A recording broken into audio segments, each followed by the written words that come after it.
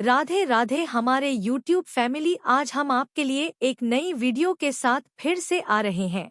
आपको हमारी कहानी पसंद आती है तो हमारे चैनल को लाइक, शेयर एंड सब्सक्राइब करें, बेल आइकन को प्रेस करें और वीडियो को ज्यादा से ज्यादा शेयर करें। वीडियो प्रारंभ करते हैं। श्री दुर्गा नवरात्रि व्रत कथा 9 दिन जरूर करें। इस कथा का पाठ सभी 9 देवियों की मिलेगी कृपा। शारदीय नवरात्रि का आरंभ हो चुका है। अगले 9 दिनों तक माता पानी की उपासना करने के साथ साथ आपको इस कथा का पाठ भी जरूर करना चाहिए। श्री दुर्गा नवरात्रि व्रत कथा करने से आपको सभी 9 देवियों की कृपा प्राप्त होगी। बृहस्पति जी बोले, हे ब्रह्मा जी, आप अत्यंत बुद्धिमान, सर्वशास्त्र और चारों वेदों को जानने वालों में श्रेष्ठ हो। हे प्रभु, कृपा कर मेरा वचन सुनो। चैत्र, आश्विन, माघ और आषाढ़ मास के शुक्ल पक्ष में नवरात्र का व्रत और उत्सव क्यों किया जाता है? हे भगवान, इस व्रत का फल क्या है? किस प्रकार करना उचित है? और पहले इस व्रत को किसने किया? सो विस्तार से कहो। बृहस्पति जी का ऐसा प्रश्न सुनकर ब्रह्मा जी कहने लगे, हे बृहस्पति, प्राणियों का हित करने की इच्छा से तुमने बहुत ही अच्छा प्रश्न किया है। जो मनुष्य मनोरथ पूर्ण करने वाली दुर्गा, महादेवी, सूर्य और नारायण को ध्यान करते हैं, वे मनुष्य धन्य हैं। यह नवरात्र व्रत संपूर्ण कामनाओं को पूर्ण करने वाला है। इसके करने से पुत्र चाहने वाले को पुत्र, धन चाहने वाले को धन, विद्या चाहने वाले को विद्या और सुख चाहने वाले को सुख मिल सकता है। इस व्रत को करने से रोगी मनुष्य का रोग दूर हो जाता है और कारागार में पड़ा हुआ मनुष्य बंधन से छूट जाता है। मनुष्य की तमाम विपत्तियां दूर हो जाती हैं और उसके घर में संपूर्ण संपत्तियां आकार उपस्थित हो जाती हैं। बंध्या और काक बंध्या के इस व्रत के करने से पुत्र हो जाता है। समस्त पापों को दूर करने वाले इस व्रत के करने से ऐसा कौन सा मनोरथ है जो सिद्ध नहीं हो सकता? यदि व्रत करने वाला मनुष्य सारे दिन का उपवास न कर सके तो एक समय भोजन करे और उस दिन बांधवों सहित नवरात्रि व्रत की कथा श्रवण करे। हे बृहस्पति, जिसने पहले इस महाव्रत को किया है उसका पवित्र इतिहास मैं तुम्हें सुनाता हूँ। तुम सावधान होकर सुनो। इस प्रकार ब्रह्मा जी के वचन सुनकर बृहस्पति जी बोले, हे ब्राह्मण, मनुष्यों को कल्याण करने वाले इस व्रत के इतिहास को मेरे लिए कहा, मैं सावधान होकर सुन रहा हूँ। आपकी शरण आए हुए मुझ पर कृपा करो। ब्रह्मा जी बोले, पीठत नाम के मनोहर नगर में एक अनाथ नाम का ब्राह्मण रहता था। वह भगवती दुर्गा का भक्त था। उसके संपूर्ण सद्गुणों से युक्त मानो ब्रह्मा की सबसे पहली रचना हो ऐसी यथार्थ नाम वाली सुमति नाम की एक अत्यंत सुंदर कन्या पैदा हुई। वह कन्या सुमति अपने घर के बालकपन में अपनी सहेलियों के साथ क्रीड़ा करती हुए इस प्रकार बढ़ने लगी जैसे शुक्ल पक्ष में चंद्रमा की कला बढ़ती है। उसका पिता प्रतिदिन दुर्गा की पूजा और होम किया करता था। उस समय वह भी नियम से वहां उपस्थित होती थी। एक दिन वह सुमति अपनी सखियों के साथ खेलने लग गई और भगवती के पूजन में उपस्थित नहीं हुई।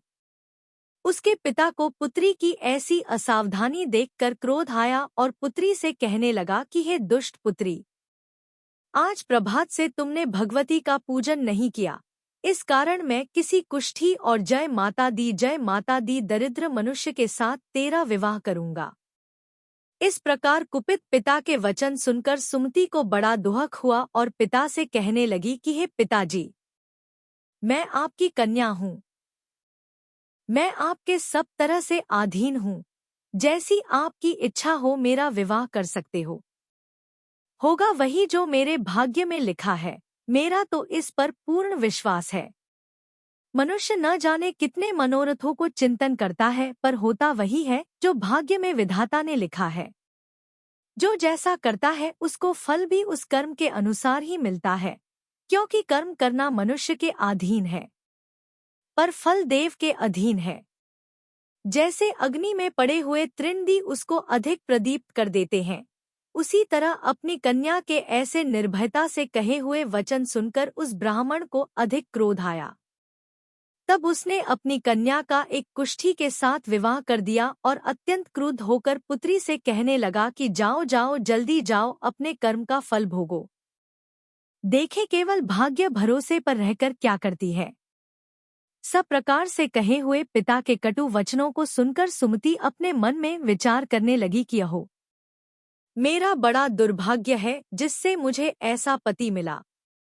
इस तरह अपने दुख का विचार करती हुई वह सुमति अपने पति के साथ वन चली गई और भयानक वन में कुशायुक्त उस स्थान पर उन्होंने वह रात बड़े कष्ट से व्यतीत की। उस गरीब बालिका की ऐसी दशा देखकर भगवती पूर्व पुण्य के प्रभाव से प्रकट होकर सुमति से कहने लगी कि हे ब्राह्मणी, मैं तुम पर प्रसन्न हूँ, तुम जो चाहो वरदान मांग सकती हो। मैं प्रसन्न होने पर मनोवांछित फल देने वाली हूँ। इस प्रकार भगवती दुर्गा का वचन सुनकर ब्राह्मणी कहने लगी कि आप कौन हैं जो मुझ पर प्रसन्न हुई हो। यह सब मेरे लिए कहा और अपनी कृपा दृष्टि से मुझ दासी को कृतार्थ करो। ऐसा ब्राह्मणी का वचन सुनकर देवी कहने लगी कि मैं आदि शक्ति हूँ और मैं ही ब्रह्मा, विद्या और सरस्वती हूँ। मैं प्रसन्न होने पर प्राणियों को दुख दूर कर उसको सुख प्रदान करती हूँ। हे ब्राह्मणी, मैं तुम पर तेरे पूर्व जन्म के पुण्य के प्रभाव से प्रसन्न हूँ। तुम्हारे पूर्व जन्म का वृत्तांत सुनाती हूँ, सुनो। तू पूर्व जन्म में निषाद, भील की स्त्री थी और अति पतिव्रता थी। एक दिन तेरे पति निषाद ने चोरी की। चोरी करने के कारण तुम दोनों को सिपाहियों ने पकड़ लिया और ले जाकर जेलखाने में कैद कर दिया। उन लोगों ने तेरे को और तेरे पति को भोजन भी नहीं दिया। इस प्रकार नवरात्र के दिनों में तुमने न तो कुछ खाया और न जल ही पिया। इसलिए 9 दिन तक नवरात्र का व्रत हो गया। हे ब्राह्मणी, उन दिनों में जो व्रत हुआ उस व्रत के प्रभाव से प्रसन्न होकर तुम्हें मनोवांछित वस्तु दे रही हूँ। तुम्हारी जो इच्छा हो सो मांगो। इस प्रकार दुर्गा के कहे वचन सुनकर ब्राह्मणी बोली कि अगर आप मुझ पर प्रसन्न हैं तो हे दुर्गे, आपको प्रणाम करती हूँ। कृपा करके मरे पति के कोढ़ को दूर करो। देवी कहने लगी कि उन दिनों में जो तुमने व्रत किया था उस व्रत के एक दिन का पुण्य अपने पति का कोढ़ दूर होने के लिए अर्पण करो। मेरे प्रभाव से तेरा पति कोढ़ से रहित और सोने के समान शरीर वाला हो जाएगा। ब्रह्मा जी बोले। इस प्रकार देवी का वचन सुनकर वह ब्राह्मणी बहुत प्रसन्न हुई और पति को निरोग करने की इच्छा से ठीक है ऐसे बोली। तब तक उसके पति का शरीर भगवती दुर्गा की कृपा से कुष्ठहीन होकर अति कांतियुक्त हो गया, जिसकी कांति के सामने चंद्रमा की कांति भी क्षीण हो जाती है। वह ब्राह्मणी पति की मनोहर देह को देखकर देवी को अति पराक्रमी वाली समझकर स्तुति करने लगी कि हे दुर्गे, आप दुर्गत को दूर करने वाली, तीनों जगत का संताप हरने वाली, समस्त दुखों को दूर करने वाली, रोगी मनुष्य को निरोग करने वाली, प्रसन्न होने पर मनोवांछित वस्तु को देने वाली और दुष्ट मनुष्य का नाश करने वाली हो। तुम ही सारे जगत की माता और पिता हो। हे अम्बे, मुझ अपराध रहित अबला की मरे पिता ने कुष्ठ के साथ विवाह कर मुझे घर से निकाल दिया।